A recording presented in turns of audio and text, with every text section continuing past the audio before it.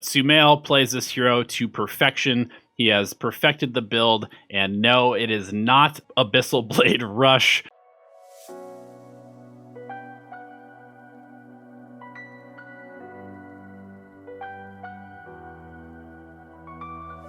Making a video about Shadow Fiend seems to be the popular thing to do right now.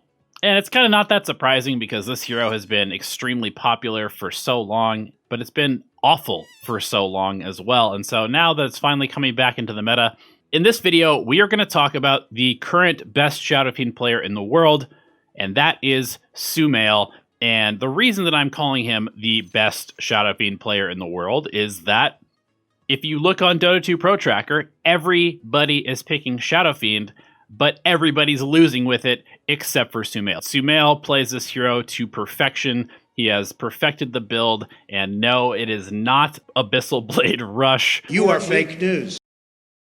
And the first thing that I want to talk about is the starting build. As we can see, SUMAIL starts with a circlet, 2 shared tangos, 2 mangoes, 2 branches, and a slipper. And I believe he does this in every single game that I watched. It didn't really matter what he was playing against. It was pretty much always this build. It's a nice mix of stats, and because we are starting with raise first, which is the correct way to play this hero, you need 2 mangoes because you want to be using your raises right off the bat to push the wave and secure the range creep. So obviously, SUMAIL being an incredibly good mid player, the block is pretty good.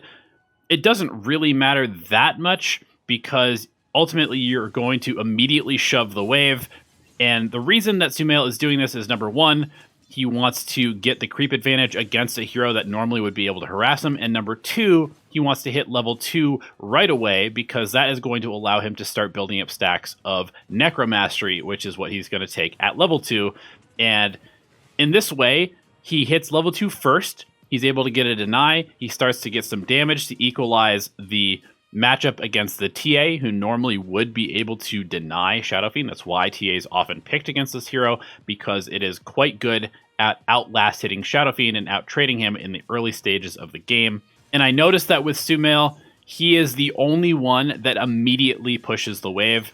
I watched CCNC, I watched Bryle, I watched Iceberg, I watched FN, I watched several other pro players, and none of them in this particular matchup or in any other difficult matchup were as quick as SUMAIL was to push the first creep wave. And I think that that is kind of what's setting SUMAIL apart, because this is a matchup that TA should be dominating, but SUMAIL is dominating it. He's 6-3 to TA's 5-0. And I wanted to go and check out another laning stage that SUMAIL played against the TA and watch his level 1 again, because I thought it was really the clear difference between him and everyone else that is playing Shadow Fiend right now is that he is so aggressive from level 1 on a hero that is known for really not being able to be aggressive at level 1. And you can see that because of how hard he is pressuring this TA, he's going to get a free 4 last hits and a deny. And this just sets him up so well to take over this lane from level 1, because now the TA doesn't have the ability to play aggressively like she would like to be able to. And in fact, SUMAIL is going to take the TA down quite low with raises, constantly spamming them out. It's going to allow him to get some Necromastery stacks very quickly, and he's still a level higher than TA 1 minute into this lane. And we're going to see him basically just manning up on TA and forcing the refractions out, breaking them as quickly as possible so that he can continue to build up these raise stacks, and basically just spamming out the waves so that TA has to not only tank the creeps, which takes care of refraction charges as well, but also choose between tanking raises and getting last hits, which is really not a great choice. And it's actually going to end up in SUMAIL owning this TA here and getting a super early frip split. And this is not what's supposed to happen in this matchup. Shadow Fiend is historically a hero that gets bullied until you get a couple of Necromastery stacks, and then you can kind of start taking over the lane because you get more damage and your raises are higher level. But SUMAIL says, screw that. I'm just going to win this lane from level 1 like I would if I was a Queen of Pain or some other lane bullying hero. And in fact, because of how the raise stacks work, and because Shadow Fiend has long attack range, and because of shoving this level 1 very first wave and getting level 2 before the enemy mid, it allows him to basically play this hero as if he were the lane bully. in every single matchup. Now, the next thing that I want to point out is take a look at his quick buy. He's got 2 mangoes, a salve, and a crown. Now, obviously, it's a little bit difficult to use raise quite as effectively against TA because of refraction, but if you are consistently hitting the TA when you have an opportunity and then using your raises, and even sometimes using raise just to break refraction, it is okay because the stack of the raise stays on TA even if she doesn't take damage. And because SUMAIL is playing this hero as such a aggressive, sort of momentum-based hero, way more so than everybody else, he focuses on getting early stats so that he can continue to out-trade people in addition to ferrying himself tons of regen. He's really not going for boots at any point early on in these lanes, even though you might think that it would allow you to kind of chase people down and land your raises easier. He actually just opts to go even for pieces of his drums before getting anything else. He will often skip boots until minute 5, minute 6. Doesn't often go for bottle, though he does sometimes, depending on how much he wants to control the runes and how much he needs to rely on shoving out the wave. Here we see him even diving tower without boots 4 minutes in. And I really like how SUMAIL does this, where he focuses super heavily on the stats because it just allows him to be much harder to kill. He's playing this hero as such a momentum hero that he wants to just be able to stick in this lane and dominate this lane and dominate this matchup. And the stats allow him to do that. So we see him actually picking up a Gloves of Haste. It's almost 6 minutes in, no boots. And right here, because he's playing this as such a momentum-based hero, I really like how he asks for this gank from SVG. Of course, they're teammates. I'm going to pause that real quick. They are teammates. They've played together a lot in the past. They play together in pubs constantly.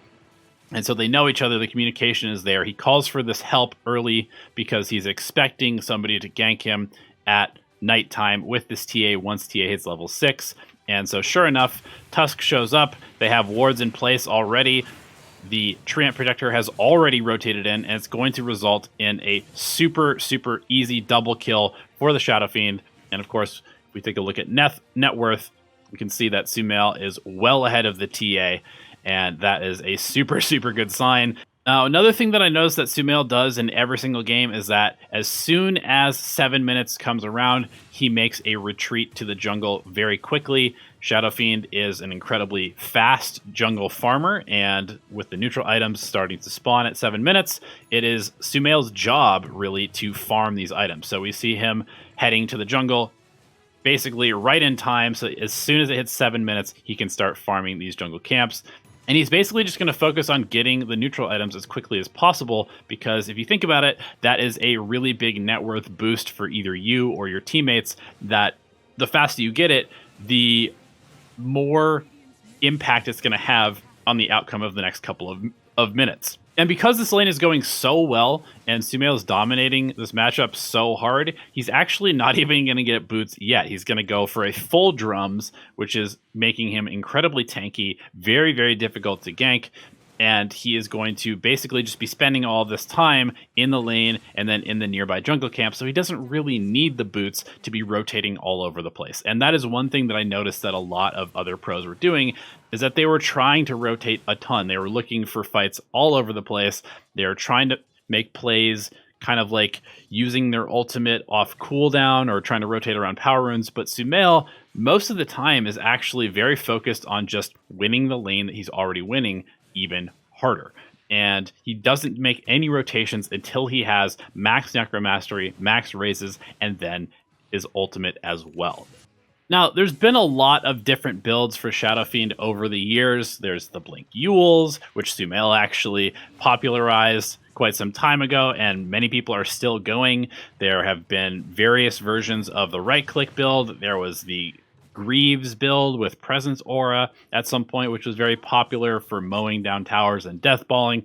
But the current build that seems to be the best, and I'm basing this off of the fact that it's the build that SUMAIL goes for every single game, and very few other people are going, and they're losing with stuff like Blink Yules and Hurricane Pike early, or various other iterations of Shadow Fiend builds. SUMAIL goes for Wraithband, Treads, Drums, every single game. And then from there, we often see him going directly into a Mantis style for even more stats, more movement speed, more attack speed.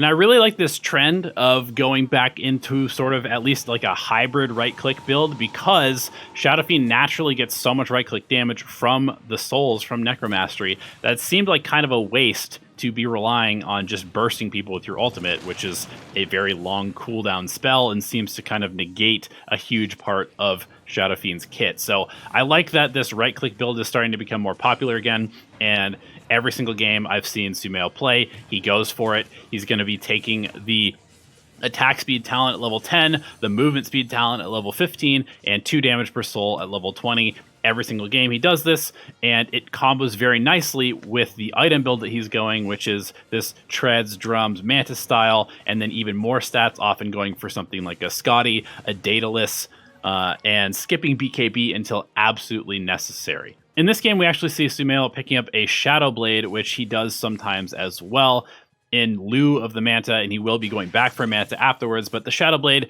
kind of combos well with his hero in this game. It gives him a bit more defensive capability against the likes of the Weaver and Legion and Viper, who are a little bit harder to deal with if you went for just straight Manta.